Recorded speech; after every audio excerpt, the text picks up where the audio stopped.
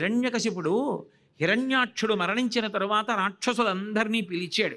పిలిచి ఒక మాట అన్నాడు, నా తమ్ముడు హిరణ్యాక్షుడు చూశారా ఎంత దారుణంగా చంపేశాడో శ్రీహరి, వరాహ రూపాన్ని పొంది సంహరించాడు. ఆ శ్రీ మహావిష్ణువు ఎక్కడ దాక్కున్నా కూడా వెతికి వెతికి వెతికి పట్టుకుని సంహరించవలసిందే. శ్రీ మహావిష్ణువుకి ఒక్కచోటు కాదు శరీరం ఉండేది, అందరికీ ఉన్నట్టుగా కాదు. వేదములు ఎక్కడుంటాయో, తాపసులు ఎక్కడుంటారో, యజ్ఞయాగాది క్రతువులు ఎక్కడుంటాయో, తపస్సు ఎక్కడుంటుందో, దానం ఎక్కడుంటుందో, గోవు ఎక్కడుంటుందో, భూసురులు ఎక్కడుంటారో, ఎక్కడైతే నిష్ఠ ఉంటుందో, ఎక్కడ ధర్మం ఉంటుందో, ఎక్కడ శ్రద్ధ ఉంటుందో, ఎక్కడ కాంతి ఉంటుందో అక్కడంతా విష్ణు ఉంటాడు. అందుకే ఆయా స్థానములు మీకు ఎక్కడ కనపడినా వాటినన్నింటినీ భంజించి నాశనం చేసి పారాయండి. విష్ణువు యొక్క శరీరాన్ని తరిగేస్తే విష్ణువు అంతరించిపోతాడు. కాబట్టి ఇవన్నీ విష్ణు శరీరములు, అంగప్రత్యంగములు, కాబట్టి వీటిని నాశనం చేయండి అన్నాడు. ఈలోగా ఎవరో వచ్చి చెప్పారు, అయా మీ అమ్మగారు దితి, ఆ తర్వాత నీ సోదరుడి యొక్క భార్యలు బిడ్డలు ఏడుస్తున్నారు, ఆ హిరణ్యాక్షుడు మరణించాడని అన్నారు. వాళ్ళ దగ్గరికి వెళ్ళాడు. వాళ్ళని పిలిచి కూర్చోపెట్టి వాళ్ళతో మాట్లాడడం మొదలుపెట్టాడు. నిజంగా హిరణ్యకశిపుడు చేసినటువంటి ప్రసంగం వింటే అబ్బా ఎంత వేదాంతం చెప్పాడు రా అనిపిస్తుంది మనకి. నీరాగార నివిష్ట పంధుల క్రియం సంసార సంచారుల్ ఒత్తురు కూడి విత్తురు సదా సంగంబు లేదొక్కచో సూరుల్పోయుడి త్రోవపోయను భవత్సునుండు తల్లి మహాశూరుండాతడు తద్వియోగమునకున్ శోకింపది కేటికిన్ అన్నాడు. నీరాగార నివిష్ట పంధుల క్రియం సంసార సంచారుల్ ఒత్తురు కూడి విత్తురు. ఈ సంసార సంచారులున్నారే, భార్య భర్త పిల్లలు, ఆయన ఎక్కడో పుడతాడు, ఎక్కడో పెరుగుతాడు, ఎక్కడో చదువుకుంటాడు, ఎక్కడో ఉద్యోగం చేసుకుంటూ ఉంటాడు, ఈమె ఎక్కడో పుడుతుంది, ఎక్కడో పెరుగుతుంది, ఏదో ఇద్దరికీ పెళ్ళి అవుతుంది, వాళ్ళిద్దరూ కలుస్తారు, మీకన్నా నాకేమి నాకన్నా మీకేమి అంటుంది, ఇద్దరూ కలిపి ఒక్కటైపోతారు, పిల్లలు పుడతారు, ఇదే సంసారం అంటారు. ఆ తర్వాత ఎవరు ముందో ఎవరు వెనకో మళ్ళీ విడిపోయి వెళ్ళిపోతారు. చేసుకున్న ప్రారంధం, చేసుకున్న పుణ్యాన్ని బట్టి పునర్జన్మల్లోకి వెళ్ళిపోతారు. చలివేంద్రం ఉంటుంది, చలివేంద్రం దగ్గరికి తూర్పు నుంచి పశ్చిమానికి, పశ్చిమం నుంచి తూర్పుకి వెళ్ళిపోతున్న బాటసారులు ఇద్దరు కలుసుకుంటారు. ఇద్దరు తలపాగాలు విప్పి అక్కడ కూర్చుని చల్లటి మంచినీళ్లు తాగి, ఏమండి ఇటువైపుకి వెడుతున్నప్పుడు దారి బాగానే ఉందా, దారి దొంగలు లేరు కదా, ఏమీ ఇబ్బందులు లేవు కదా అని అడుగుతారు. ఏమీ లేదండి, ప్రశాంతంగా ఉంది, పుణ్యాత్మలు ఉన్నారు, చక్కగా మీరు ఎక్కడికైనా వెడుతుంటే ఆకలి వేస్తే పెట్టేవాళ్ళు ఉన్నారు, మంచి ఊళ్ళు ఉన్నాయి, రాజులు ధర్మాత్ములు అని ఆయన చెప్పాడు. మీరు ఇటు నుంచి వస్తున్నారు కదా, ఇటువైపు కూడా ఎలా ఉందంటే ఇటువైపు కూడా అలాగే ఉందండి, ధర్మం 4 పాదాలు నడుస్తోంది, సంతోషంగా ఉంది, మీరు హాయిగా వెళ్ళొచ్చు, చీకటి పడ్డా బెంగేం లేదన్నాడు. ఇద్దరు మాట్లాడుకున్నారు కదా, ఇద్దరి మీద ఒకరికొకరికి అనురాగం అంకురించింది, స్నేహం కలిగింది కదా అని చెప్పి అక్కడే ఉండిపోతారా ఏమి, నీళ్లు తాగుతూ ఎవరి దారిన వాళ్ళు వెళ్ళిపోతారు. సంసార సంచారులు ఒత్తురు కూడి విత్తురు. భార్యాభర్తలు కూడా అంతే, కాలంలో వచ్చారు, కొన్నాళ్ళు ఉంటారు, తర్వాత ఎవరి ముందో ఎవరి వెనకో ఎవరి పుణ్యాలని బట్టి వాళ్ళు వెళ్ళిపోతారు. మళ్ళీ ఉత్తర జన్మల్లో ఎవరి పుణ్యాన్ని బట్టి ఎవరి పాపాన్ని బట్టి ఎవరి జన్మ వారిది. కాబట్టి ఎందుకమ్మా ఏడుస్తావు? పైగా నీ కొడుకే అందరిలా చచ్చిపోయాడా? సామాన్యమైన వాడు కాదమ్మా, మహాశూరుడు, శ్రీ మహావిష్ణువుతో యుద్ధం చేశాడు. ఒక క్షణం నిలబడతారమ్మా విష్ణువుతో యుద్ధంలో? ఎంతసేపు యుద్ధం చేశాడమ్మా. మహాశూరుండాతడు తద్వియోగమునకు శోకింప నీకేటికిన్. అటువంటి మహావీరుండి కన్నాను వీరమాతనుడి సంతోషించడం పోయి ఏడుస్తావేంటి? అయినా నేను ఒకటి చెప్పనా, ఇవి మన చేతుల్లో ఉండవమ్మా. భగవంతుడని ఒకడు ఉన్నాడు, ఆయన నిర్ణయిస్తాడు ఎప్పుడు పుట్టాలి, ఎలా పెరగాలి, ఎంత బలం ఉండాలి, ఎన్ని తెలివితేటలు ఉండాలి, వాడు చివరికి ఎలా పడిపోవాలి. మనం అనుకున్నట్టు ఉండవమ్మా. ఆయన ఎలా అంటాడో అలా జరుగుతాయి. ఎవ్వడు సృజించు ప్రాణుల ఎవ్వడు రక్షించు త్రుంచు ఎవ్వడనంతుండెవ్వడు విభుడెవ్వడు వాడి విధమున మనుచు బెనుచు హేలారతుడయ్యి అన్నాడు. ఆయనమ్మ ఈ లోకములన్నింటినీ సృష్టిస్తాడు, నిలబెడతాడు, మహాప్రళయంలో తనలో ఐక్యం చేసుకుంటాడు. ఆయన కన్నా గొప్పవాడు లోకంలో లేడమ్మా. ఆయన ఎలా అనుకుంటాడో అలా జరుగుతుంది. పిచ్చి తల్లి ఎందుకు ఏడుస్తావు? ఏడవవద్దు. మచ్చిక వీరికెల్లా బహుమాత్రము చోద్యము దేహి పుట్టుచున్ చచ్చుచునుండ చూచెదరు తా చావకమానడు వారి భంగి ఈ చచ్చిన వానికెచ్చెదరు చావున కొల్లక దాగవచ్చునే ఎచ్చట పుట్టినచ్చటికి పోవుట నైజము ప్రాణికోటికి. ఎంత వేదాంతం చెప్పాడండి వీడు, అసాధ్యం. నిజంగా ఏ వశిష్ఠుడో వ్యాసుడో చెప్పవలసినంత వేదాంతం చెప్పాడు. మచ్చిక వీరికెల్ల బహుమాత్రము చోద్యము, ఇదో ఆశ్చర్యం. ఏమిటో పెద్ద తెలిసిన వాళ్ళలా ఇలా ఏడుస్తూ ఉంటారు. ఏమిటో చచ్చిపోయాడండి చచ్చిపోయాడండి అని ఏడుస్తారు. ఏమిటో వీడు చచ్చిపోనట్టు, వీడు చచ్చిపోడు వాడు చచ్చిపోయాడు అన్నట్టు. వీడు వెళ్ళిపోడేంటి? చచ్చిన వానికి ఎచ్చెదరు చావున కొల్లక దాగవచ్చునే. చావకుండా ఎవడైనా ఉండిపోతాడు ఆ లోకంలో? ఎవడైనా వెళ్ళిపోవలసిందే. అది సత్యం. దానికి ఆడవడం ఎందుకు? ఏదో భగవద్గీతలో కృష్ణ పరమాత్మ చెప్పినట్టు చెప్పాడు. చావున కొల్లక దాగవచ్చునే, ఎచ్చట పుట్టినచ్చటికి పోవుట నైజమపురని కోటికిన్. ఓ కాకినాడ నుంచి వచ్చాను ప్రవచనానికి. ప్రవచనాలు అయిపోయాక వెళ్ళిపోతాను. ఇక్కడ ఉండిపోతానా? వెళ్ళిపోవద్దు. ఎక్కడి నుంచి వచ్చాను అక్కడికి? కాకినాడ నుంచి వచ్చిన వాడిని కాకినాడే వెళ్ళిపోతే మా అమ్మ కడుపులోకి ఎక్కడి నుంచో వచ్చాను. కాతే కాంతా కస్తే పుత్ర సంసారో యమతీవ విచిత్ర కశ్యత్వం కకుతయాయాత తత్వం చింతియ తదియభ్రాత అంటారు శంకర్లు. ఇల్లు కట్టుకున్న తర్వాత గృహప్రవేశం చేసినట్టు మా అమ్మ కడుపులో ఈ శరీరం ఏర్పడిన తర్వాత ఎక్కడి నుంచి వచ్చాను? ఆ కటిక చీకట్లో ఆ శరీరంలోకి ప్రవేశించి బయటికి వచ్చాను. ఓ పరమేశ్వరుడు అనుగ్రహించినంత కాలం ఇందులో ఉంటాను. ఆ తర్వాత మళ్ళీ ఇది పడిపోయిన తర్వాత ఈ గూట్లోంచి వెళ్ళిపోవద్దు. ఎక్కడి నుంచి వచ్చానో అక్కడికి వెళ్ళిపోతాను. ఎక్కడి నుంచి వచ్చానో తెలిసిందా ధన్యుణ్ణి, తెలియలేదా మళ్ళీ పునర్జన్మలలోనైనా తెలిసేటట్టుగా అనుష్ఠించగలిగిన అనుగ్రహం ఈశ్వరుడు ఇవ్వాలి. కాబట్టి ఎచ్చట పుట్టినచ్చటికి పోవుట నైజము ప్రాణికోటికి. దానికి ఆడవడం ఎందుకమ్మా? నాకు అర్థం కాలేదు. ఎందుకు ఏడుస్తున్నారు మీరు అన్నాడు. ఏమిటో ఈయన చెప్పింది బాగానే ఉందనుకున్నారు. సుయుజ్ఞోపాఖ్యానం చెప్పాడు.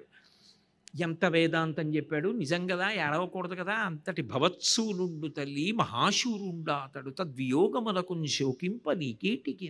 ఏడవకూడదమ్మా అన్నాడు. నిజం, చాలా మంచి మాట చెప్పాడు హిరణ్యకశిపుడు. ఏడవకూడదని వాళ్ళందరూ దుఃఖం నుంచి ఉపశాంతి పొంది లోపలికి వెళ్ళిపోయారు. ఇంత వేదాంతం చెప్పాడు కదా, నిజంగా ఎంత ప్రశాంతంగా ఆయన భగవద్భక్తితో బతకాలని మనం అనుకుంటాం. వెంటనే వాళ్ళు వెళ్ళిపోయారా లేదా చూశాడు. తలుపు దగ్గరికేసి బయటికి వచ్చాడు. మంత్రుల్ని సేనాపతుల్ని పిలిచాడు. విష్ణువుకి ఇదే పని. రాక్షస వంశాన్ని ఇలాగే నాశనం చేస్తుంటాడు. ఆ విష్ణువుని నాశనం చేసే వరకు నేను నిద్రపోను. దానికి కావలసిన శక్తిని పొందడానికి సాధనము తపస్సు ఒక్కటే. గొప్ప తపస్సు చేస్తాను. మందరగిరి మీదకి వెళ్ళి తపస్సు చేస్తాను. మీ అందరూ రాజ్యభారాన్ని జాగ్రత్తగా చూడండి అని చెప్పి ఆ మందర పర్వతం దగ్గరికి వెళ్ళి భయంకరమైనటువంటి తపస్సు మొదలుపెట్టాడు. తీక్షణమైన ఎండలో కూడా పంచాగ్నిహోత్రములు అంటారు. చుట్టూ 4 వైపులా అగ్నిహోత్రాన్ని పెట్టుకుని సూర్యుణ్ణి కనురెప్ప వేయకుండా చూస్తుంటారు. అంత బాధ సహించి చేశాడు తపస్సు. ఎంత తపస్సు చేశాడు అంటే చతుర్ముఖ బ్రహ్మగారు ఒక మాట అన్నారు. ఇంతకుముందు తపస్సు చేసిన వాళ్ళని చాలామందిని చూశాను కానీ నీలా తపస్సు చేసిన వాడిని నేను చూడలేదన్నాడు. ఎందుకనంటే అసలు శరీరం లేదు. చర్మం అంతా తినేసాయి కీటకాలు, రక్తం తాగేశాయి, ఏమీ లేవు. ఎముకల గూడు ఒకటే మిగిలింది. అసలు అన్నము లేదు, నీళ్లు లేవు. అలాగే చేస్తున్నాడు. పైన శుభ్రంగా గడ్డి మొలిచిపోయింది, చెట్లు మొలిచిపోయాయి, పుట్టలోపల ఉండిపోయాడు. ఆ ఘోరమైన తపస్సు నుంచి వచ్చేటటువంటి జ్వాలల చేత లోకమంతా ఆక్రమింపబడుతోంది. తట్టుకోలేక దేవతలందరూ వెళ్ళారు. ఏదో ప్రళయానికే చేస్తున్నాడు రాక్షసుడు, సద్బుద్ధితో చేయడు. కానీ తప్పదు, దేనికిచ్చే ఫలితం దానికి ఇవ్వాలి. ఇంత తపస్సు చేశాడు, మీరు అనుగ్రహించవలసిందే అన్నారు. బ్రహ్మగారు హంసవాహనం మీద వచ్చి దిగి ఒక్కసారి పిలిచారు హిరణ్యకశిపా అని. ఆయన పిలవగానే ఒక్కసారి కళ్ళు తెరిచి చూశాడు. ఏముంది శరీరం? చతుర్ముఖ బ్రహ్మగారు తెల్లబోయారు. ఏమి ఘోరమైన తపస్సు రానిది, ఇంత గొప్ప తపస్సు చేశావని కమండలంలో నీళ్లు తీసి జల్లారు. ఆ పవిత్ర జలాలు తాకగానే మళ్ళీ తేజోవంతంగా శరీరం వచ్చింది. లేచి నిలబడి బ్రహ్మని స్తోత్రం చేశాడు. ఏం కావాలి నీకని అడిగారు. గాలిన్ కుంభిని అగ్ని అంబువుల ఆకాశస్థలిన్ దిక్కులన్ రేలన్ ఘస్రములం తమప్రభల భూరిగ్రాహ రక్షో మృగ వ్యాళాదిత్య నరాది జంతు కలహవ్యాప్తిన్ సమస్త్రాస్త్ర శస్త్రాళిన్ మృత్యువులేని జీవనములోకాధీశ ఇప్పించవే అన్నాడు. ఏమిటి ఇంత తపస్సు చేసిన వాడు మోక్షం ఇమ్మని అడుగుంటే ఏమైపోనో హిరణ్యకశిపుడి చరిత్ర, ఎన్ని దేవాలయాలుండునో. అది కక్ష విష్ణువు మీద. అర్థం ఉందా దానికి ఏమైనా? ఆయన అన్నాడు, గాలిన్ కుంభిని అగ్ని అంబువుల ఆకాశస్థలిన్ దిక్కులన్ రేలన్ ఘస్రమలం తమప్రభల భూరిగ్రాహ రక్షో మృగ వ్యాళాదిత్య నరాది జంతు కలహవ్యాప్తిన్ సమస్త్రాస్త్ర శస్త్రాళిన్.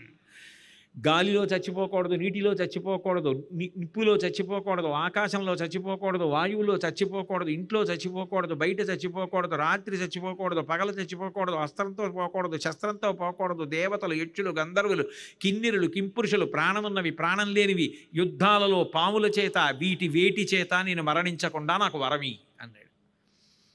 చతుర్ముఖ బ్రహ్మగారు తెల్లబోయి, ఇలాంటి వరం ఇంతకుముందు ఎవరూ నన్ను అడగనూ లేదు, నేను ఇవ్వనూ లేదు. కానీ నువ్వు చేసిన తపస్సు అటువంటిది. తప్పనిసరి పరిస్థితుల్లో నీకు ఇస్తున్నాను, నువ్వు భద్రంగా ఉండు, లోకాల్ని భద్రంగా ఉంచు అని వరం ఇచ్చాడు. ఇవ్వగానే ఉంటాడు ఆయన అలాగా. అంటే నేను పరమేశ్వరుణ్ణి మోసం చేయగలిగాను, చావు తప్పదంటాడు. కానీ ఇప్పుడు ఎలా చంపుతాడు? పంచభూతాల్లో నాకు చావు లేదు కాబట్టి ఇంకా నన్ను ఎలా చంపుతాడు? అంటే భగవంతుడి కన్నా నేను తెలివైన వాడిని అనుకోవడం కన్నా మూర్ఖత్వం లోకంలో ఇంకేముంటుంది? సర్వజ్ఞుడు అన్న మాట భగవంతుడికి అన్వయం తప్ప ఎవరికీ అన్వయం కాదు. కాబట్టి నా అంత వాణ్ణి నేను అనుకున్నాడు. ఇక యుద్ధం మొదలుపెట్టాడు, దేవతల మీదకి వెళ్ళాడు, దేవతలందరినీ రాజ్యభ్రష్టుల్ని చేశాడు, సమస్త లోకములను తన అధీనం చేసుకున్నాడు, భోగభాగ్యములనన్నింటినీ అనుభవిస్తున్నాడు. పంచభూతములు తన శాసనాన్ని వినాలి, నారదుడు తుంబురులు లాంటి వాళ్ళు కూడా వచ్చి సంగీతం పాడి తనని సంతోషపెట్టాలి. ఆ లీలావతితో కలిసి ఉద్యానవనాల్లో విహరిస్తున్నాడు. ఆయన జీవితంలో ఆయనకున్న బాధ అల్లా ఒక్కటే, కొడుకు ప్రహ్లాదుడు. ఆ ప్రహ్లాదుడు ఆయన దృష్టిలో ఏదో జడుడిలా ఉంటాడు. ఆయన అపారమైనటువంటి శ్రీమన్నారాయణ భక్తి కలిగినవాడు, నిరంతరం తనలో తాను రమిస్తూ ఉంటాడు. ఆయనకి ఇంకొక విషయంతో ప్రమేయం లేదు. ఎందుకని అంటే తనలోనే తాను భగవంతుణ్ణి నిరంతరం చూడగలిగినటువంటి మహానుభావుడు ప్రహ్లాదుడు. అటువంటి వాడు కనుక పరమ సంతోషాన్ని కళ్ళు మూసుకొని శ్రీమన్నారాయణ ధ్యానమునందు పొందుతూ ఉంటాడు. అది ఈయనకి జడుడిలా కనపడ్డాడు. ఏమిటి, నిష్కారణంగా ఎవరినైనా కొట్టాలి కదా, యుద్ధం చెయ్యాలి కదా, ఏదైనా ఒక చోట ఓ తపస్సు పాడి చెయ్యాలి కదా, ఓ యజ్ఞధ్వంసం చెయ్యాలి కదా, ఇంద్రుడి పేరు చెప్తే కోప్పడి కాలు దువ్వాలి కదా యుద్ధానికి. ఏమీ లేవు. ఓ భోగం అనుభవించాడు, ఓ భాగ్యం అనుభవించాడు, ఏమిటి అలా కూర్చుంటాడు? ఆయనకి చాలా బాధ కలిగింది. ఆ ప్రహ్లాదుని యొక్క గొప్పతనాన్ని భాగవతంలో అందునా పోతనగారి పద్యాల్లో మహానుభావుడు ఎంత అందంగా చెప్పారు. తనయందు అఖిల భూతములందు ఒక భంగి సమహితత్వంబున బరగువాడు, పెద్దల బడగన్న భృత్యుని కైవడి చేరి నమస్కృతులు చేయువాడు, కన్నుదోయికి అన్య కాంతలడ్డంబైన మాతృభావన చేసి మరలువాడు, తల్లిదండ్రుల భంగి దీనవత్సలతను దీనుల కావ చింతించువాడు, సకుల ఎడ సోదర స్థితి జరుపువాడు, దైవతములంచు గురువుల తలచువాడు, లీలనందును బొంకులు లేనివాడు, లలిత మర్యాదుడైన ప్రహ్లాదుడధిప అంటారు. అవతల వాళ్ళని తనలో చూసుకుంటాడు. ఏది చెయ్యాలన్నా ఇది వాళ్ళు నాకు చేస్తే అని ఆలోచించుకుంటాడు. ఆ బాధకి నా బాధకి తేడా ఏమిటి? వాళ్ళ సంతోషిస్తే నా సంతోషం కాదా? ఇందులో ఉన్నదే కదా అందులో ఉన్నది. నేను అన్నప్పుడు ఇలా చూపిస్తున్నాను, వాళ్ళు నేను అన్నప్పుడు ఇలా చూపిస్తున్నారు. నేనన్నప్పుడు ఇలా చూపించి వాళ్ళ వంక చూసినప్పుడు నువ్వని ఇలా అనడంలోనే తేడా వచ్చింది. ఈ నేనే అందులో ఉన్న అన్ని నేనులు అంటే ఆ నేను, ఈ నేనుకి బాధ కలగకుండా ఎలా చూసుకుంటానో ఆ నువ్వులకి బాధ కలగకుండా అలా చూసుకుంటాను. ఈ నేను వేరు ఆ నువ్వు వేరు అనడంలో వచ్చింది ప్రమాదం అని అన్నిటినీ తనలో అన్నిటినీ చూసుకుంటాడు. తల్లిదండ్రుల భంగి ధర్మవత్సలతను దీనుల కావ చింతించువాడు. తల్లిదండ్రులు ఎలా పసిబిడ్డలు తమని తాము రక్షించుకోలేనటువంటి పిల్లల్ని తల్లిదండ్రులు ఎలా కాపాడతారో అలా దీనుల్ని కాపాడతాడు. పెద్దల పడగొన్న భృత్యుని కైవడి చేరి నమస్కృతులు చెయ్యువాడు. భృత్యుడు గౌరవంగా వంగి నమస్కరించినట్టు పెద్దలు కనపడితే చాలు అంత మర్యాదతో నమస్కరిస్తాడు. మహానుభావుడికి ఒకటా రెండా గుణాలు? కన్నుదోయికి అన్య కాంతలడ్డంబైన మాతృభావన చేసి మరలువాడు. అక్కర్లేని భావాలు కలగకుండా ఉండాలి అంటే ఆమె నా తల్లి అన్న భావన కలిగితే అమ్మా అని పిలిచి, నేను రోజు ఏ కామాక్షికి నమస్కారం చేస్తానో ఆ కామాక్షి రూపంలో ఉంది అనుకుంటే పొంగుతున్న పాల మీద నీళ్లు కాకుండా ఇంకొకలా ఆలోచిస్తే పాల కింద పెట్టిన అగ్నిహోత్రం పాలు పొంగుతాయి. అందుకే కన్నుదోయికి అన్య కాంతలడ్డంబైన మాతృభావన చేసి మరలువాడు, సకుల ఎడ సోదర స్థితి జరుపువాడు. తనతో కలిసి చదువుకుంటున్న పిల్లలు తనకి సోదరులని భావించాడు. దైవతములంచు గురువుల తలచువాడు. గురువు అంటే దైవమే, దైవానికి గురువుకి తేడా లేదు. కరచరణాదులతో నా కళ్ళ ముందు నడుస్తున్న దైవం గురువు అని భావించాడు. లీలలందున బొంకులు లేనివాడు, ఎన్నడూ ఏ తప్పు చెయ్యనివాడు, లలిత మర్యాదుడైన ప్రహ్లాదుడధిప. చాలా ఉత్తమమైనటువంటి నడవడి కలిగినటువంటి వాడు. ఆయనకి భగవంతుడి ఉపాసన చేయడానికి పూజామందిరం అక్కర్లేదు. పానీయంబులు త్రావుచున్ కుడుచుచున్ భాషించుచున్ హాసలీలా నిద్రాదులు చేయుచున్ తిరుగుచున్ లక్షించుచున్ సంతత శ్రీనారాయణ పాదపద్మజుగళీ చింతామృతాస్వాద సంధానుండై మరచన్ సురారిసుతుడే తద్విశ్వమున్ భువరా అన్నారు. పానీయంబులు త్రావుచున్, మంచినీళ్లు తాగుతుంటే ఆయనకి భగవంతుడు గుర్తొస్తాడు. ఎలా గుర్తొస్తాడు? లోకంలో అన్నీ చూసుకుంటూ ఉంటాను, ఇంట్లో అదైపోయింది అంటుంటాను, కానీ లోపల నీళ్ళు అయిపోతున్నాయి. నీళ్ళు అయిపోతే ప్రాణాలు పోతాయి. సంజీవనం సమస్తస్య జగత సలిలాత్మిక భవ ఇత్యుచ్యతే మూర్తిర్భవస్య పరమాత్మన అంటారు వ్యాసుల వారు లింగ పురాణంలో. ప్రాణములు నీటిని ఆశ్రయించి ఉంటాయి. ఆ నీరు లోపల అయిపోతోందని నాకు తెలియదు. దాహం రూపంలో పరమాత్మ చెప్తాడు. చెప్పగానే గబగబా నీళ్లు తెచ్చి నోట్లో పోసుకుంటాను. అగ్ని అయితే పైకి వెడుతుంది, నీరైతే కిందకెడుతుంది. ఎప్పుడు ఒకే నియమం ఏమిటి? నేను మారుస్తున్నాను నియమం. ఇంకా రేపటి నుంచి అగ్ని కిందకెడుతుంది, నీళ్లు పైకెక్కుతాయి అన్నాడు అనుకోండి. ఇలా పోసుకున్న నీళ్లు కడుపులోకి వెళ్ళవు, పైకెక్కుతాయి. కానీ కడుపు కిందకి పెట్టి నీళ్లు కిందకి వెళ్ళేటట్టుగా పెట్టిన భగవంతుని యొక్క కారుణ్యం. అలా పెట్టకపోతే దాహం వేస్తే నీళ్ళు ఎలా పెడతాయి కిందకి? నిప్పు పైకి రాకపోతే వంట ఎలా జరుగుతుంది? యజ్ఞం ఎలా జరుగుతుంది? ఏమి కారుణ్యమూర్తి భగవంతుడు! దాహం వేసి నీళ్లు తాగుతుంటే భగవంతుడు గుర్తొచ్చాడు. పానీయంబులు త్రావుచున్ కుడుచుచున్, తింటూ ఉంటే కఠినమైనటువంటి దంతాలు 32 పెట్టి దాని మధ్యలో మెత్తటి కోట్ల రసాంకురములతో కూడిన నాలుకను పెట్టి, పంట పండితే ఆ వడ్లు దంచితే ధాన్యం వస్తే నీళ్లలో పోసి నిప్పు మీద పెడితే మెత్తటి అన్నం తయారైతే దాంట్లో కూర కలుపుకు తింటే రుచి వస్తే భోగం అనుభవిస్తూ తింటూ ఉంటే నాలిక పళ్ళ మధ్యకి తోస్తూ ఉంటే పళ్ళ మధ్య నాలిక పడకుండా రుచిని చూస్తూ ఉంటే లాలాజనం దవడలలోంచి పుట్టి అందులోంచి వచ్చిన మ్యూకస్టైలిల్లోంచి సూక్ష్మక్రిములు మరణించి గొంతులోకి జిగురుగా జారిపోతోందా? ఇవన్నీ ఎవడు చేస్తున్నాడు? ఆయన చేస్తున్నాడు తప్ప. కుడుచుచున్, తింటుంటే భగవంతుడు గుర్తొచ్చాడు. పానీయంబులు త్రావుచున్ కుడుచుచున్ భాషించుచున్. ఎక్కడో నాకు ఏదో చెప్తున్నప్పుడు ఇది చెప్పాలని ఆలోచన వచ్చినంత మాత్రం చేత మూలాధార చక్రం దగ్గర కదిలినటువంటి వాయువు పైకొచ్చి బ్రహ్మరంధ్రం దగ్గరికి వెడితే ఇంకా సమయం అవలేదు, నిర్గమించకూడదని వెనక్కి తోసేస్తే వెనక్కి వచ్చినటువంటి వాయువు నోటి దగ్గరికి వచ్చి నిలబడితే నా భావానికి అనుగుణంగా నాలుక కదిలి గాలిని నొక్కితే సొట్టలు పడినటువంటి గాలి అక్షరములై, అక్షరములు పదములై, పదములు వాక్యములై నా నోటిలోంచి పైకొచ్చి మీ చెవిలోంచి లోపలికెడితే నా భావం మీ భావం అవడం. స్వరపేటిక ద్వారా అది మాటగా మారుతోందా? భావాన్ని మాటగా మారుస్తున్నటువంటి పరమాత్మ ఎంత గొప్పవాడు! ఏది చేస్తున్నా భగవంతుడు గుర్తొచ్చాడు. పూజ చేస్తే భగవంతుడు గుర్తు రావడం కాదు, పూజ చేస్తే మనసు నిలబట్టం లేదండి కాదు, ఆయనకి ఎప్పుడూ భగవంతుడి మీదే నిలబడింది. పానీయంబులు త్రావుచున్ కుడుచుచున్ భాషించుచున్ హాస లీలా నిద్రాదులు చేయుచున్. ఎవడు పట్టించాడు ఆ నిద్ర?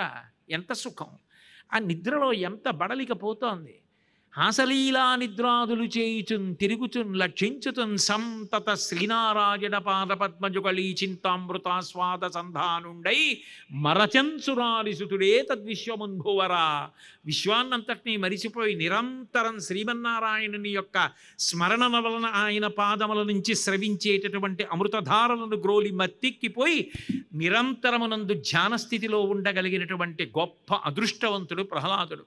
అందుకే గుణనిధియగు ప్రహ్లాదుని గుణములనేకములు కలవు గురుకాలమునన్ గణతింపన శక్యములు ఫణిపతికి బృహస్పతికి భాషాపతికిన్ అన్నారు. ఆ ప్రహ్లాదుని యొక్క గుణములు లెక్క పెడదామంటే సాధ్యమయ్యే విషయం కాదు. ఎందుకని అంటే దేవగురువైనటువంటి బృహస్పతి కానీ, అన్ని తలలు ఉన్నటువంటి 1000 పడగలు కలిగినటువంటి 1000 తలలు కలిగినటువంటి ఆదిశేషుడు కానీ, భాషాపతికి 4 ముఖములు కలిగి 4 ముఖములతో 4 వేదములను చెప్పేటటువంటి చతుర్ముఖ బ్రహ్మగారు కానీ ప్రహ్లాదుని యొక్క గుణములను చెప్పలేరు. అన్ని ఉత్తమ గుణములకు ఆలవాలమైనటువంటి వాడు. అటువంటి పిల్లవాడు సక్రమంగా ఉండట్లేదు, ఈ పిల్లవాడు ఎవరి మీదకో దండెత్తట్లేదు, దేవతల్ని పాడు చేయట్లేదు, యజ్ఞయాగాదులు పాడు చేయట్లేదని బెంగ పెట్టుకున్నవాడు తండ్రి హిరణ్యకశిపుడు. హిరణ్యకశిపుడి బాధలు పడలేక దేవతలందరూ శ్రీమన్నారాయణుణ్ణి స్తోత్రం చేశారు. ఆయన దర్శనమివ్వలేదు, ఆయన వాణి వినపడింది. ఆయన వాణి వినపడి ఒక మాట అన్నాడు, మీరు అడిగారని చంపను, మీరు చంపేయమన్నారని చంపను. నేను చంపడానికి కొన్ని కారణాలు ఉంటాయి. శుద్ధ సాధులందు సురలందు శృతులందు గోవులందు విప్రకోటియందు ధర్మ పదవి ఎందు తవిలి నాయందు వాడెన్నడలుగు నాడే పట్టి హింస చేతు. శుద్ధ సాధులందు భగవంతుణ్ణి నమ్ముకుని జీవితం గడిపేటటువంటి పరమ భాగవతోత్తముల జోలికెళ్ళి వాళ్ళని బాధ పెడితే నేను అవతారంగా వచ్చి సంహారం చేస్తాను. శుద్ధ సాధులందు సురలందు శృతులందు దేవతల జోలికెళ్ళినా, వేదాల జోలికెళ్ళినా, గోవుల జోలికెళ్ళినా, యజ్ఞయాగాదుల జోలికెళ్ళినా, ధర్మం జోలికెళ్ళినా, చిట్ట చివరికి నా జోలికి వచ్చినా నేను విడిచిపెట్టను. తనని చివర చెప్పుకున్నాడు. శుద్ధ సాధులందు సులలందు శృతులందు గోవులందు విప్ర కోటియందు ధర్మపదవి ఎందు తవిలి నాయందు వాడెన్నడలుగు నాడి హింసనొందు. కన్న కొడుకు శమదమ సంపన్నుడు నిర్వైరుడనక ప్రహ్లాదుని రోషంబున వాడెన్నడు ఆపన్నత పొందచేయునాడే పట్టివధింతున్. శమదమాదులకు ఆలవాలమై ఇన్ని గుణములకు నిధి అయినటువంటి ప్రహ్లాదుని పట్టి చంపాలని వాడు ఏనాడు అనుకుంటాడో ఆనాడు వాడిని పట్టి చంపేస్తాను. అప్పటి వరకు వాడి జోలికి రాను. కానీ అది జరుగుతుంది ఒకనాడు. మీరు బెంగపెట్టుకోకండి. రాక్షసుడు వెళ్ళిపోతాడు, మీరు ప్రశాంతంగా ఉంటారు. ఓర్పు పట్టండి. దేవికైనా ఓర్పు ప్రధానం. ఆ ఓర్పు లేకుండా లోకం నిలబడదు. ఓరిమి పట్టండి అన్నాడు. అందరూ వెళ్ళిపోయారు. చండ అమర్కులు అని శుక్రాచార్యుల వారి బిడ్డలు. శుక్రాచార్యుల వారు ఆ సమయంలో రాజధానిలో లేరు. ఆయన వేరు కార్యాల మీద వెళ్ళారు. యజ్ఞయాగాది క్రతువులకో తీర్థయాత్రకో వెళ్ళినటువంటి గురువుగారి లేని సమయంలో వాళ్ళ బిడ్డల్ని పిలిచాడు హిరణ్యకశిపుడు. పిలిచి, జడుడిలా ఉండిపోతున్నాడు ఈ ప్రహ్లాదుడు, మీరు తీసుకెళ్ళి పాఠాలు నేర్పండి, ఉత్సాహవంతుణ్ణి చెయ్యండి, రాజతంత్రం నేర్పండి, నీతిశాస్త్రం ధర్మశాస్త్రం మొదలైనవి నేర్పండి అన్నాడు. తప్పకుండా తీసుకెళ్ళి నీ వంశాంకురాన్ని విద్యాబుద్ధులతో శోభించేటట్టు చేస్తామని తీసుకెళ్లారు. కొంతకాలం అయింది. కొడుకు జ్ఞాపకానికి వచ్చాడు. అసలు వాడు ఎలా చదువుకుంటున్నాడో ఏమిటో ఒకసారి చూడాలనిపించింది. ప్రహ్లాదుణ్ణి పిలిపించాడు. గురువులు తీసుకొచ్చారు. చూడగానే గట్టిగా కౌగిలించుకున్నాడు ఆ ప్రహ్లాదుణ్ణి. ఎత్తి తొడ మీద కూర్చోపెట్టుకున్నాడు. కూర్చోపెట్టుకుని ఒక మాట అన్నాడు. నిజంగా ఇంకా ఆయన విష్ణుభక్తి ప్రకటనం చేయలేదు కదూ, అందుకని అప్పటికి సంతోషం కొడుకు మీద. కానీ తండ్రిగా కొడుకును ఉద్దేశించి చెప్పిన మాట మాత్రం అద్భుతమైన మాట అన్నాడు. అనుదిన సంతోషణములు జనిత శ్రమతాప దుఃఖ సంశోషణములు తనయుల సంభాషణములు జనకులకు కర్ణయుగలి సద్భూషణములు అన్నాడు. ప్రతిరోజు తండ్రి ఎంతో కష్టపడతాడు. కానీ అంత కష్టం ఇంటికి వచ్చిన తర్వాత కొడుకు మాట్లాడుతుంటే పోతుందిట. అందులో చిన్నపిల్లవాడు వచ్చి రాని మాటలు మాట్లాడుతున్న కొడుకు మాట్లాడుతున్నప్పుడు తండ్రి పొందే ఆనందం అలా ఉంటుంది. పైగా అప్పుడు ఓపికండి తిరిగి ఉద్యోగం చేస్తూ సంపాదిస్తూ ఉంటాడు కదా. అందుకని అనుదిన సంతోషణములు జనిత శ్రమ తాప దుఃఖ సంశోషణములు. ఎంత దుఃఖం కలిగినా ఎంత శ్రమ కలిగినా కొడుకు మాటలు వింటుంటే పోతాయిట. తనయుల సంభాషణములు జనకులకు కర్ణయుగళి సద్భూషణములు. కొడుకుల మాటలు తండ్రి చెవులకు పెట్టిన ఆభరణాలట. అంత సంతోషంగా ఉంటుంది రా అబ్బాయి అని కౌగలించుకున్నాడు కొడుకుని. తొడ మీద కూర్చోబెట్టుకున్నాడు. ఏది నాన్న, నువ్వు నేర్చుకున్నది ఏదైనా చెప్పు, ఒక్క పద్యం చెప్పు వింటాను అన్నాడు. అనగానే తండ్రికి నమస్కారం చేసి, ఎల్ల శరీరధారులకు ఇల్లను చీకటి నూతి లోపలం త్రెళ్ళక వీరు నేమను మతిభ్రమణంబున భిన్నులై ప్రవర్తిల్లక సర్వమున్నాతని దివ్య కళామయమంచు విష్ణునందుల్లము చేర్చితారడవి నుండుట మేలు నిశాచరాగ్రణి అన్నాడు. నిశాచరాగ్రణి, చీకట్లో తిరిగేటటువంటి వాళ్ళకి నాయకుడైన వాడా, ఓ తండ్రి రాక్షసరాజా, ఈ ఇల్లు నాది, ఇది నాది, ఇది నేను ఒక్కటి ఉంటే నాదులు ఎన్నైనా ఉంటాయి. నేను తేనె చుక్క, చుట్టూ చలిచీమలు బోల్డన్ని చేరి నాకుతూ ఉంటాయి. నేను, నా లాల్చి, నా ఉంగరాలు, నా రుద్రాక్షమాల, నా పంచ, నా ఉత్తరీయం, నా దండ, ఎన్ని నాదులు. నా ఇల్లు, నా భార్య, నా బిడ్డ, నా మనం, అబ్బో అంతే ఉంది. ఇక్కడ విష్ణు సహస్రం కన్నా పెద్దది అది. కొన్ని కోట్లు ఉంటాయి నాదులు. ఒక నేనికి ఎన్ని నాదులు. కాబట్టి ఇళ్ళను చీకటి నూతి లోపలంత్రెళ్ళక, నూతిలో పడిపోయిన వాడికి అంతా చీకటిగానే కనపడుతుంది, బయట వెలుతురుగా ఉన్నా. ఆ నేను నాది సంసారం చీకటి నాన్న, అందులో ఉండకుండా ఒక్కసారి అంతా నేను, అంతా నాది, ఇదంతా శ్రీ మహావిష్ణువు చేత నిర్మింపబడింది, ఆయన తప్ప వేరొకటి లేదు అని భావన చేయి. ఉన్నది ఆయనే, ఇన్ని రూపాలలో ఉన్నాడు అని భావన చేయి. నీకు ఎంత సంతోషం కలుగుతుందో. కాబట్టి ఎల్ల శరీరధారులకు ఇళ్ళను చీకటి నూతి లోపలం త్రెళ్ళక వీరు నేమనుమతి భ్రమణంబన భిన్నులై ప్రవర్తిల్లక సర్వమున్నాతని దివ్య కళామయమంచు విష్ణునందుల్లము చేర్చి తారడవి నుండుట మేలు నిశాచరగ్రణి. అటువంటి విష్ణువు యందు ఉల్లమును చేర్చి మనసు చేర్చి అడవిలో ఉన్నా వచ్చిన నష్టమేం లేదురా అన్న. ఎంత సంతోషంగా ఉంటుందో. రాజ్యం పరిపాలిస్తే మాత్రం నీకు ఆ భావన లేనప్పుడు ఏం సంతోషం నాన్న అన్నాడు. అంటే నాకున్ చూడగ చోద్యమయ్యడిదిగా నా తండ్రి ఈ బుద్ధితా నీకున్ లోపలతోచనోపరులు దుర్నీతులు పఠింపించరో ఏకాంతంబున భార్గవుల్ పలికిరో ఈ దానవ శ్రేణికిన్ ఆ వైకుంఠుండు కృతాపరాధుడు అతని శ్లోకింప నీకేటికిన్ అతనిన్ వర్ణింప నీకేటికిన్. ఈ బుద్ధి నీకే పుట్టిందా, లేకపోతే మనని పాడి చెయ్యాలని గురువుగారు ఏమైనా ఒక్కడిని కూర్చోబెట్టి విష్ణుభక్తి నేర్పుతున్నాడా అని గురువుల్ని అనుమానించి గురువుల వంక చూశాడు. లేకపోతే ఎవరితో స్నేహం చేస్తున్నావు, ఎవరు నేర్పుతున్నారు నీకు? పిచ్చాడా? వైకుంఠుండు కృతాపరాధుడు. ఆ విష్ణువు మన పట్ల అపరాధం చేశాడు, మనం శత్రుత్వంతో ఉండాలి, ఇలా పొగడకూడదు, తప్పు, ఇదేం మాటలు రా అన్నాడు. మనసు మార్చుకో, ఇది కుదిరే మాట కాదు, విష్ణుభక్తి కుదరదు అన్నాడు. ఆయన అన్నాడు, మందారమకరంద మాధుర్యమునదేలు మధుపంబు పోవునే మదనములకు నిర్మల మందాకి నీ వీచికల తూగు రాయంచజనునే తరంగిణులకు లలిత రసాల పల్లవ ఖాదియై చొక్కు కోయిలజనునే కుటజములకు పూర్ణేందు చంద్రికా స్ఫురిత చకోరక మరుగునే సాంద్ర నిహారములకు అంబుజోదర దివ్యపాదార వింద చింతనామృతపాన విశేషమత్త చిత్త మీరీతి ఇతర విషయంబు చేర నేర్చు వినుత గుణశీల మాటలు వేయునేలా అన్నాడు. నాన్న నువ్వు విష్ణుభక్తి వదిలి విష్ణుభక్తి వదిలి విష్ణుభక్తి వదిలి అంటావు నాన్న, అది సాధ్యం అవుతుందా? ఆకాశగంగలో విహరించడానికి అలవాటు పడిపోయినటువంటి మందార మకరంద మాధుర్యమున తేలు, ఆ మంచి మందార పుష్పం, బాగా తేనె కలిగినటువంటి మందార పుష్పంలో ఉండేటటువంటి తేనె తాగడానికి అలవాటు పడిపోయినటువంటి తుమ్మెద ఎక్కడికో వెళ్ళి ఉమ్మెత్త పువ్వు మీద వాలి తేనె తాగమంటే తాగుతుందా? మందారమకరంద మాధుర్యమున తేలు మధుపంబుబోవునే మదనములకు నిర్మల మందాకినీ వీచికల తూగు రాయంచతనునే తరంగిణులకు ఆకాశగంగా జలాలలో విహరించడానికి అలవాటు పడిపోయినటువంటి రాజహంస ఎక్కడో సామాన్యమైనటువంటి ఉప్పుటేరు దగ్గరికి వెళ్ళమంటే, చిన్న చిన్న నదుల దగ్గరికి వెళ్ళమంటే వెళ్ళగలదా? అలాగే నేను నాన్న చకోర పక్షి వెన్నెల తిని బతుకుతుంది, వెన్నెల తిని బతకడానికి అలవాటు పడినటువంటి చకోర పక్షిని నువ్వు బాగా పొగమంచు పడుతోంది, వెన్నెల్లా ఉంటుంది, వెళ్ళు ఆ పొగమంచు తిను అంటే తింటుందా? సాధ్యం అవుతుందా? నిర్మల మందాకినీ వీచికల తూగు రాయంచతనునే తరంగిణులకు లలిత రసాల పల్లవ ఖాదియై చొక్కు కోయిల జనునే కుటజములకు లేత మామిడి చిగురు తిని కూ అంటూ కుయ్యడం అలవాటు పడిపోయినటువంటి కోయిల ఎక్కడికో వెళ్ళి అక్కర్లేనటువంటి చిన్న చిన్న చెట్లు, ఏ అడవి మెల్లి చెట్టు యొక్క చిగురు తిని నువ్వు కూత కుయ్యి అంటే పాట పాడు అంటే పాడుతుందా నాన్న? అంబుజోదర దివ్యపాదార వింద చింతనామృతపాన విశేషమత్త చిత్తమేరీతి ఇతర విషయంబు చేర నేర్చు వినుత గుణశీల మాటలు వేయునేలా. అంబుజోదరుడైనటువంటి శ్రీమన్నారాయణుని యొక్క పాదపద్మములను ధ్యానం చేసినప్పుడు అందులోంచి స్రవించేటటువంటి అమృతపానము చేత పరమానందమును పొందడానికి అలవాటు పడిపోయినటువంటి నా మనస్సు లౌకికమైన విషయముల యందు ప్రవర్తించమంటే ఎలా ప్రవర్తిస్తుంది నాన్న అన్నాడు. 5 ఏళ్ల బాలుడివి ఇంత ధూర్తతనంతో చండశాసనుణ్ణై దేవతల్ని పదవీభ్రష్టుల్ని చేసిన నాతో మాట్లాడుతున్నావా? ధూర్తుడా అని తోషవతల పారేశాడు.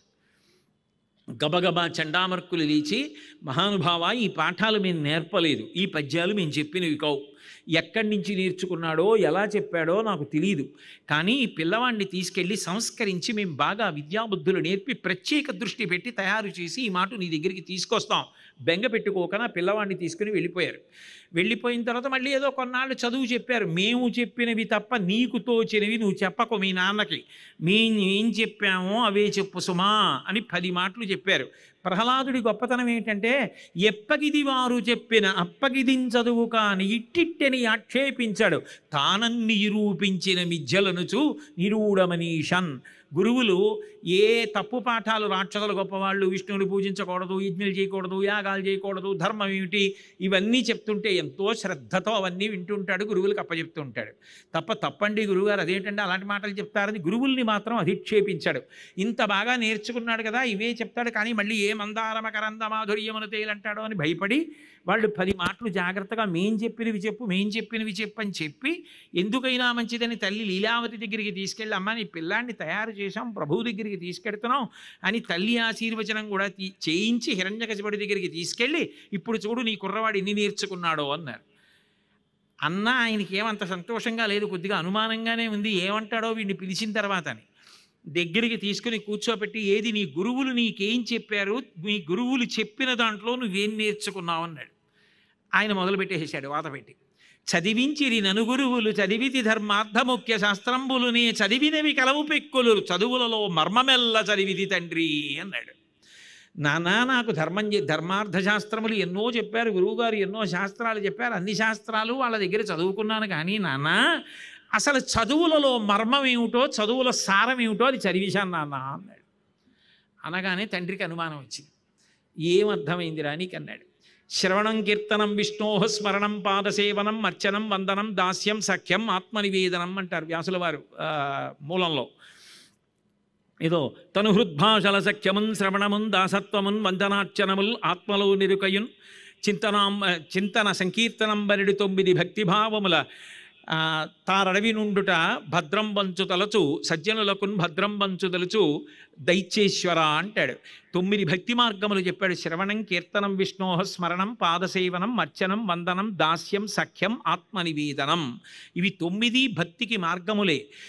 తదేక దృష్టితో వినడం, దానికి పరీక్షిత్. కీర్తనం శ్రీశకుడు, శ్రవణం కీర్తనం విష్ణోహ స్మరణం ప్రహ్లాదుడు, పాదసేవనం లక్ష్మీదేవి, అర్చనం పృథుమహారాజు గారు, వందనం అక్రూరుడు, దాస్యం హనుమ, సఖ్యం అర్జునుడు, ఆత్మనివేదనం బలిచక్రవర్తి.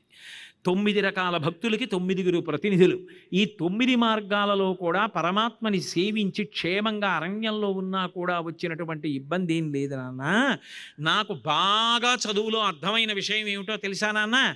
కమలాక్షు నర్చించు కరములు కరములు శ్రీనాథు వర్ణించు జింహ జింహ సురరక్షకుని చూచు చుట్కులు చుట్కులు శేషసాయికి మృక్కు శిరము శిరము విష్ణునాకర్ణించు వీనులు వీనులు మధువైరిద విలిన మనము మలము భగవంతు వలగును పదములు పదములు పురుషోత్తముని మీది బుద్ధి బుద్ధి దేవదేవుని చింతించు దినము దినము చక్రహస్తుని ప్రకటించు చదువు చదువు కుంభినీదవు చెప్పెడి గురుడు గురుడు తండ్రి హరిజేరుమనియడి తండ్రి తండ్రి అన్నాడు.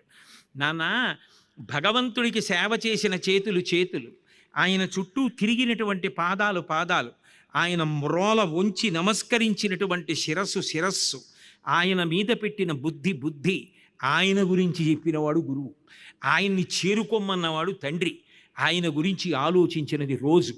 నాకు అర్థమైంది ఇంతే.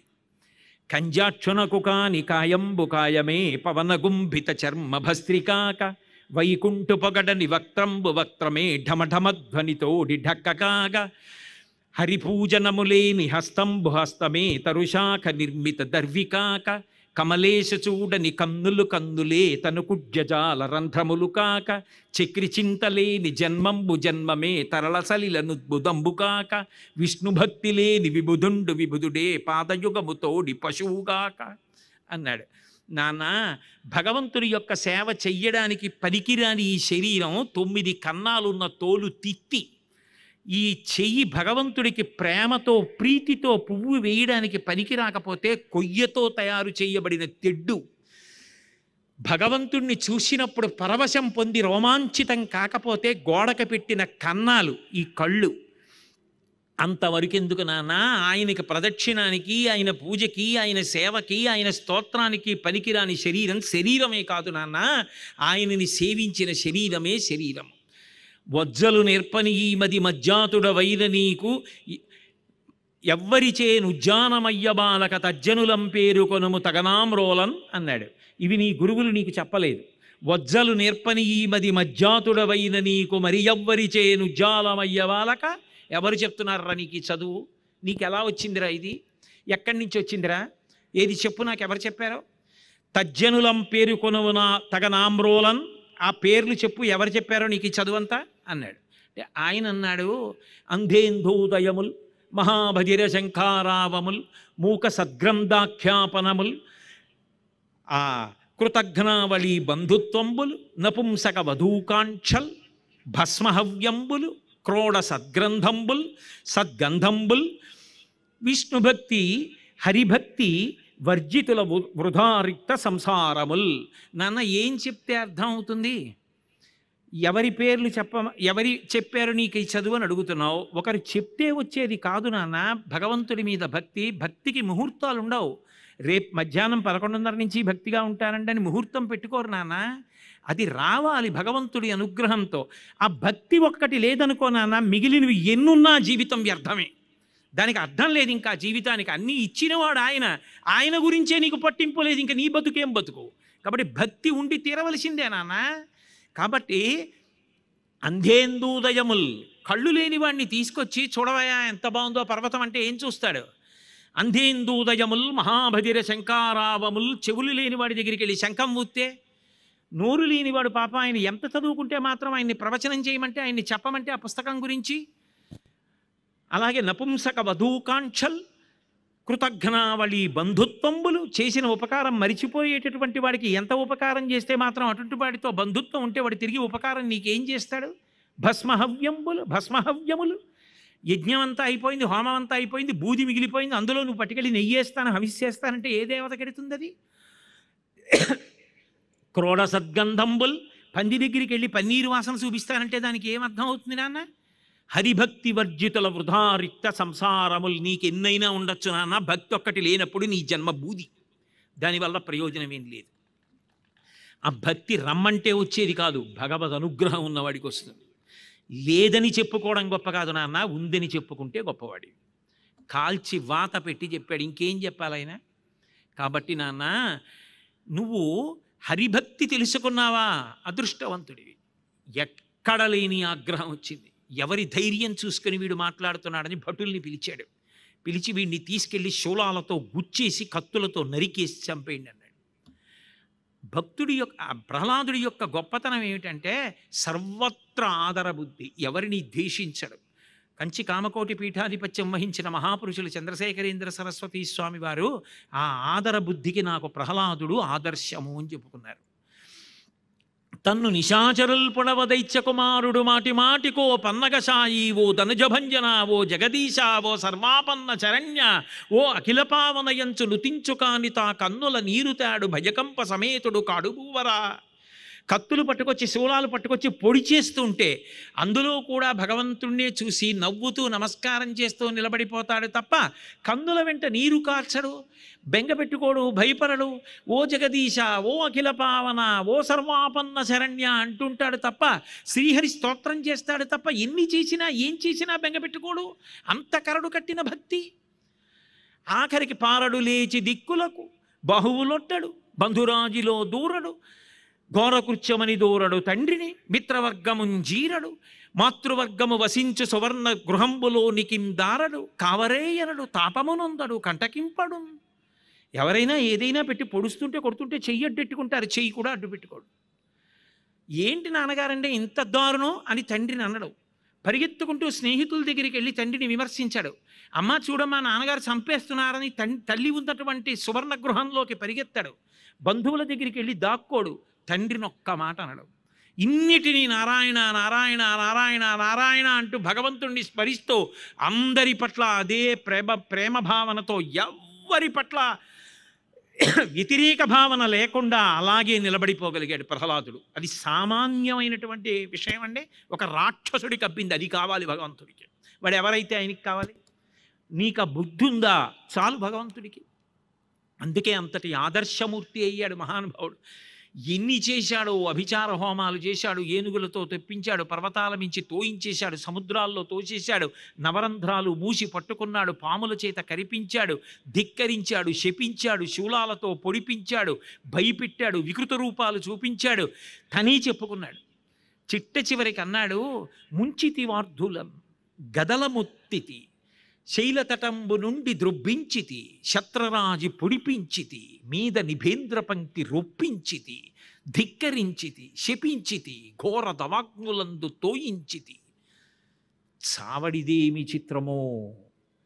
సముద్రాల్లో ముంచేశాను, గదలతో కొట్టేశాను, పర్వతాల మించి దొల్లించేశాను, శస్త్రముల చేత పొడిపించేశాను, కత్తులతో పొడిపించాను, శూలాలతో పొడిపించాను, అభిచార హోమాలు చేయించాను, ధిక్కరించాను, శపించాను, అరణ్యాలకు అగ్ని పెట్టి తోయించాను, పెక్కుపాట్ల నలయించితి. 1, 2 కాదు, ఎన్ని చెయ్యాలో అన్ని చేశాను. వీడు చచ్చిపోడేమిటో అని బెంగ పెట్టుకున్నాడు తండ్రి. లోకంలో ఎక్కడైనా ఉంటుందా? ఇటువంటి భక్తుడు కొడుకు. ఆ కొడుకు చనిపోలేదని బెంగ పెట్టుకున్నవాడు దుర్మార్గుడైన తండ్రి. ఆ గురువులు చూసి, ఇలా కాదయా అని మేము తీసుకెళ్ళి ఇతనికి కామశాస్త్రం నేర్పుతాం, పిల్లవాడు కొంచెం పెద్దవాడు అవుతున్నాడు కదా, అనురక్తుడు అవుతాడని తీసుకెళ్ళి బోధ మొదలుపెట్టారు.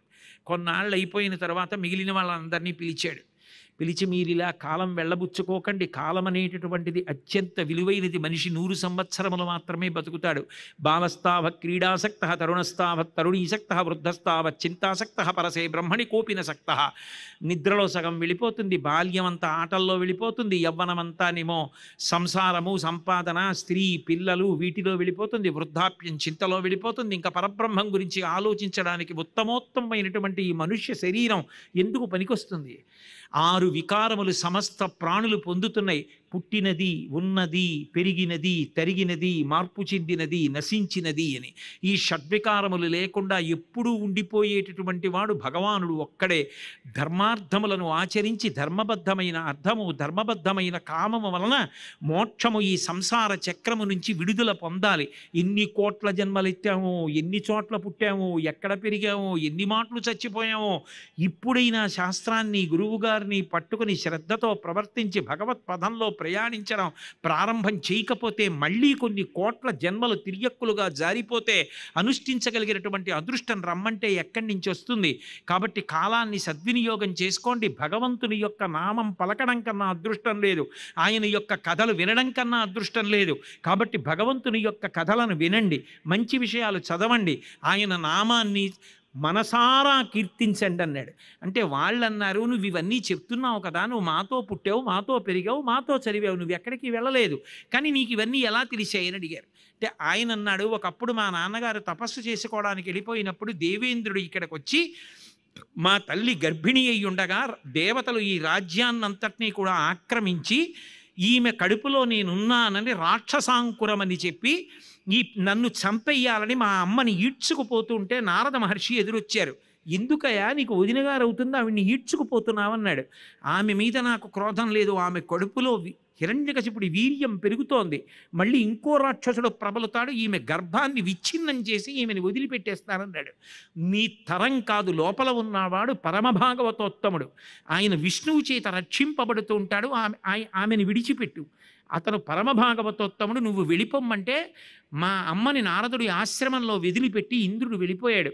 మహానుభావుడు నారదుడు ఎన్నో విషయాలు మా అమ్మకి చెప్పాడు. కడుపు లోపల ఉండి నేను విన్నాను, గర్భస్థమైన శిశువు వింటాడు, నా దగ్గరే ఎన్నో ప్రమాణాలు ఉన్నాయి దానికి సంబంధించి, నేనే చూశాను, అనుభవంలో వింటారు అనడానికి. కానీ వ్యక్తిగత అనుభవాలు సభలలో చెప్పడం నాకు ఎక్కువ ఇష్టం లేక చెప్పను. కాబట్టి నారదుడు ఆ జ్ఞానబోధ చేస్తున్నప్పుడు నేను లోపల నుంచి అన్నీ విన్నాను. వెల్లిగొననాటి నుండి ఉల్లసితంబైన దైవ యోగంబున భాసిల్లెడు మునిమతమంతయు ఉల్లంబున మరపు పుట్టదొకనాడైనన్. ఎప్పుడైనా భగవత్ సంబంధమైన విషయం విన్నది మరిచిపోకుండా ఎప్పుడూ అలాగే జ్ఞాపకంలో ఉండి తిరిగి చెప్పగలగాలి అంటే ఇద్దరి యొక్క కటాక్షం ఉండాలి. ఒకటి గురువుల యొక్క అనుగ్రహం ఉండాలి, 2 భగవంతుడి యొక్క అనుగ్రహం ఉండాలి. ఈ 2 ఎవరి యందు ఉంటుందో వారికి మరుపన్నది ఉండదు. నాకు గురువుల యొక్క అనుగ్రహం ఉంది, భగవంతుని యొక్క అనుగ్రహం ఉంది, అందుకే నేను మరిచిపోలేదు. మా అమ్మ మరిచిపోయింది నేను కడుపులోంచి బయటికి వచ్చిన తర్వాత, కానీ నేను మరిచిపోలేదు. అది నారదుడి అనుగ్రహం, భగవంతుడు అనుగ్రహం అన్నాడు. అందరూ భగవన్నామ సంకీర్తనం మొదలుపెట్టారు. భయపడిపోయినటువంటి గురువులు చెండ అమర్కులు ఇద్దరూ కూడా ఈ పిల్లవాడిని తీసుకుని హిరణ్యకశిపుడి దగ్గరికి వెళ్ళారు. ఇదెక్కడ వచ్చినటువంటి గొడవ? ఏదో తులసీవనంలో గంజాయి మొక్క పుట్టినట్లు ఇంత గొప్ప రాక్షస వంశంలో ఈ ధూర్తుడైనటువంటి భక్తుడు పుట్టాడు. ఎప్పుడు చూసినా నారాయణ నామస్మరణమే. చివరికి ఈ భక్తి రాక్షసుల ఇతర పిల్లలకి కూడా పాకింది. ఇప్పుడు వాళ్ళందరూ కూడా అదే భజన మొదలుపెట్టారు. ఇక నువ్వు నీ పిల్లవాడిని చూడకుండా తీవ్రమైన శిక్ష వేస్తే తప్ప ఈ విష్ణుభక్తి సామ్రాజ్యంలో మిగిలిన వారి యందు కూడా ప్రవేశిస్తే మహారాజా తీవ్రమైన ఉపద్రవం కలుగుతుందన్నారు. విశేషమైన ఆగ్రహాన్ని పొందాడు హిరణ్యకశిపుడు. పొంది కొడుకుని పిలిచి అడిగాడు, ఏరా ఉన్నాడు ఉన్నాడు ఉన్నాడు అంటున్నావు కదా, కాపాడతాడంటున్నావు కదా, నువ్వు ఉన్నాడన్నవాడు ఎక్కడున్నాడు, ఏం చేస్తున్నాడు, ఎవరిని కాపాడుతున్నాడు? నాన్న మళ్ళీ అదే ప్రశ్న అడుగుతావు. బలయుతులకు దుర్బలులకు బలమెవ్వడు, నీకు నాకు బ్రహ్మాదులకు బలమెవ్వడు, ప్రాణులకును బలమెవ్వండట్టి విభుడు బలమసురేంద్ర. నాకెవడు బలమని అడుగుతావేమిటి? ఈ సమస్త లోకాలకి బలమెవడో, చతుర్ముఖ బ్రహ్మగారు సృష్టికర్తకు బలమెవరో, నీకు బలమెవరో, నాకు బలమెవరో, లోకంలో ఉన్న సమస్త ప్రాణులకు బలమెవరో వాడే నాకు బలం నాన్న అన్నాడు. ఏది నీకు బలమైన వాడు ఎక్కడున్నాడు చూపించన్నాడు. ఇందుగలడందులేడని సందేహము వలదు చక్రి సర్వోపగతుండెందెందు వెదకి చూచిన అందందే కలడు దానవాగ్రని వింటే. ఇప్పుడు ప్రహ్లాదుడు ప్రతిజ్ఞ చేసినట్టు చెప్పాడు. మళ్ళీ ఎక్కడున్నాడని అడుగుతామే నాన్న. శ్రీ మహావిష్ణువు ఇక్కడ ఉండడం ఇక్కడ లేకపోవడం ఉండదు. ఆయన సర్వత్ర వ్యాపించి ఉన్నాడు. ఇప్పుడు భక్తుడి మాట నిజం చెయ్యాలి. ఎందుకనంటే అంతటా ఉన్నాడని ప్రహ్లాదుడు అంటున్నాడు, లేడు శ్రీమన్నారాయణుడని హిరణ్యకశిపుడు అంటున్నాడు. ఎందుకని? ఆ శ్రీమన్నారాయణుడు ఎక్కడో లేడు, హిరణ్యకశిపుడి యొక్క గుండెల్లోకి వెళ్ళిపోయాడు వైకుంఠం దగ్గరికి వెళ్ళినప్పుడు. ఆయనే చెప్పుకున్నాడు ఒకప్పుడు హిరణ్యాక్ష సంహార ఘట్టం దగ్గర చెప్పాడు. ఆ ప్రహ్లాదు మన బలిచక్రవర్తితో మాట్లాడుతూ అంటాడు, నేను మీ తాత హిరణ్యకశిపుడి యొక్క ముక్కు రంధ్రంలోంచి లోపలికి వెళ్ళి గుండెల్లో కూర్చున్నాను, ఆయన బయట వెతికాడు, లోపలే ఉన్నానని తెలుసుకోలేకపోయాడు అన్నాడు. కాబట్టి ఎక్కడున్నాడన్నాడు. ఇందుకలడందులేడని సందేహం వలదు, అక్కడున్నాడని లేదు, అంతటా ఉన్నాడు నాన్న అన్నాడు. అంతటా ఉన్నాడు నాన్న అన్నప్పుడు ఆయన ఇలా చూస్తూ దేని మీద దృష్టి నిలబెట్టి ఇందులో ఉన్నాడా అంటే అందులోంచి బయటికి రావాలి. ఇప్పుడు అందులోంచి బయటికి రావాలి కాబట్టి హరి సర్వాకృతులం కలండనచు ప్రహ్లాదుండు భాషింప, ఎందును లేడనుచు సుతుండైత్యుండు తర్జింప, శ్రీనరసింహకృతి దాల్చెనచ్యుతుడు నానాజంగమ స్థావరోత్కర గర్భంబులాన్ని దేశముల రుద్దండ ప్రభావంబునన్. ఏమో ఎక్కడ చూపించి ఇందులో ఉన్నాడా అని అడుగుతాడో అందులోంచి బయటికి రావాలి కాబట్టి చరాచర ప్రపంచమంతా కూడా ఒక మహా నారసింహం అయిపోయింది. బ్రహ్మాండమే ఒక నరసింహస్వరూపం అయిపోయింది. ఎక్కడ వేలు పెట్టి హిరణ్యకశిపుడు చూపిస్తాడో అక్కడి నుంచి బయటికి రావడానికి స్వామి ఉద్యుక్తుడై ఉన్నాడు. హిరణ్యకశిపుడు అక్కడ ఒక స్తంభాన్ని చూపించి ఇందులో ఉన్నాడా అన్నాడు. మళ్ళీ ఆ ప్రశ్న అడగవద్దు, గాలి ఆయన లేని ప్రదేశం లేదు, పంచభూతములలో అంతటా నిండి నిబిడీకృతమై ఉన్నాడన్నాడు. అయితే ఏది చూపించు నాకని చెప్పి గద తీసుకుని ఒక్క దెబ్బ కొట్టి చేత్తో ఆ స్తంభాన్ని కొట్టాడు. అంతటా నిండిపోయినటువంటి బ్రహ్మాండమైనటువంటి ఆ నరసింహస్వరూపం ఒక్కసారి స్తంభంలోంచి బయటికి రావడానికి ఉద్యుక్తమయ్యేటప్పటికీ కాంతులు సభామంతరమంతా కూడా నిండిపోయి అందరికీ కూడా కళ్ళు బైర్లు కమ్మాయి.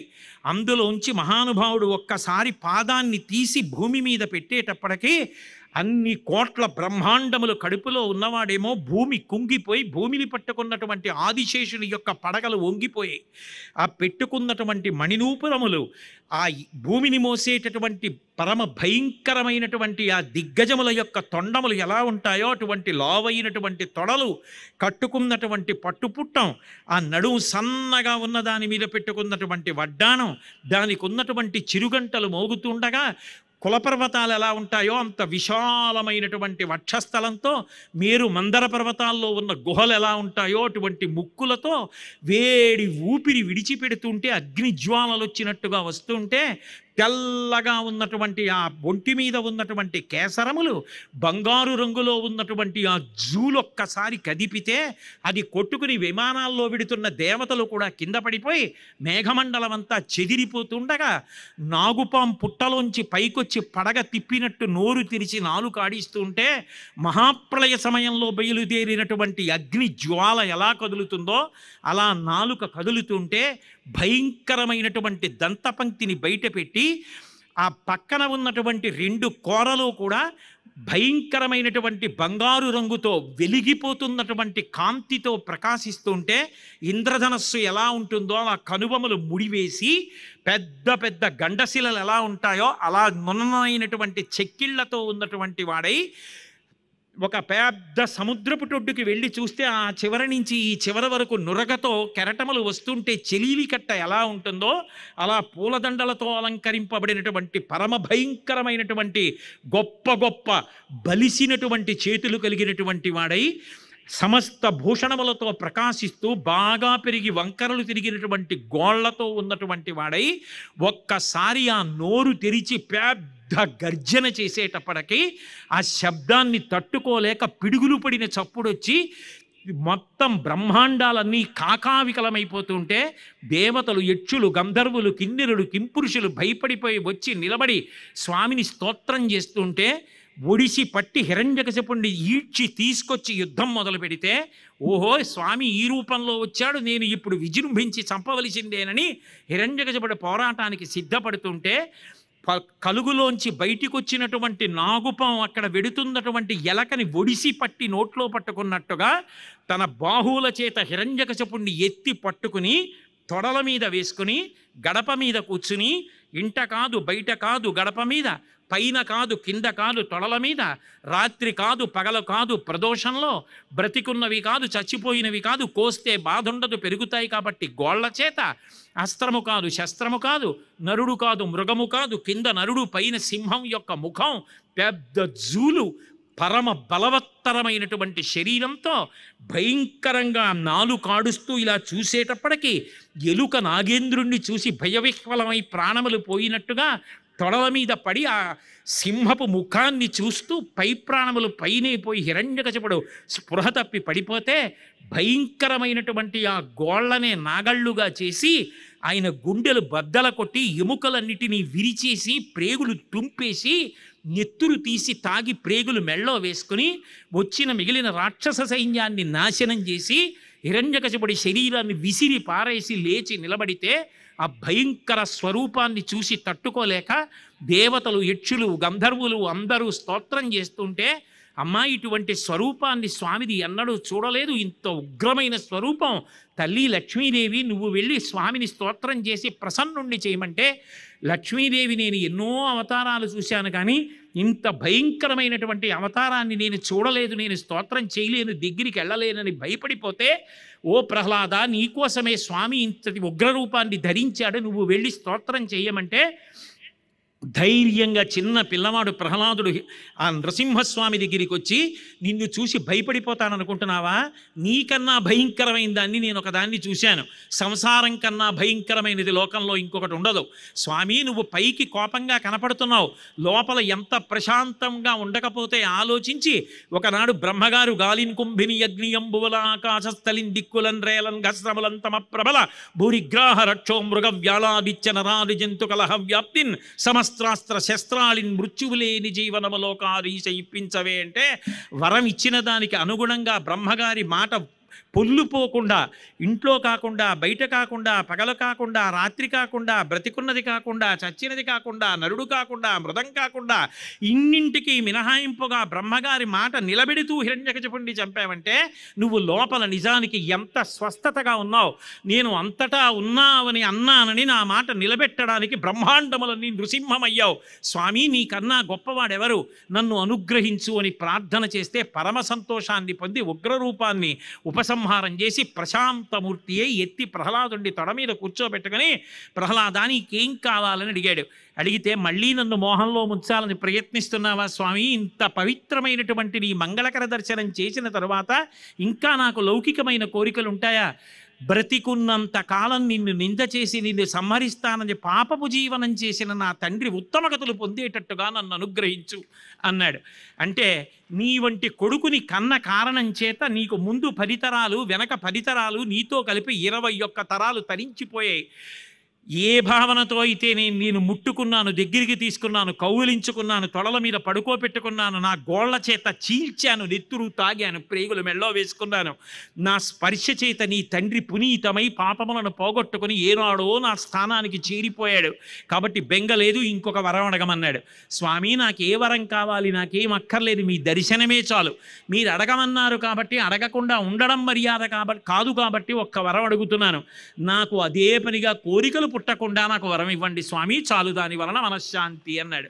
ప్రహ్లాద నీ వంటి భక్తుడు ఎక్కడ లభిస్తాడు, నీ పట్ల నేను పరమప్రసన్నుడనయ్యాను, ఇదే భక్తితో సంతోషంగా రాజ్యం చేసి నన్ను పొందుతావు అంటే అప్పుడు చతుర్ముఖ బ్రహ్మగారు వచ్చి, ఎక్కడ ఎప్పుడు ఈ ప్రహ్లాదోపాఖ్యానాన్ని చెప్పుకున్నా చదువుకున్నా విన్నా 33 కోట్ల మంది దేవతలతో పాటు శ్రీ మహావిష్ణువు పరమప్రసన్నుడవుతాడు, దాని చేత అందరికీ సమస్త శుభములు వనగూడుతాయని చెప్పి అందరికీ కూడా అభయం ఇచ్చారు.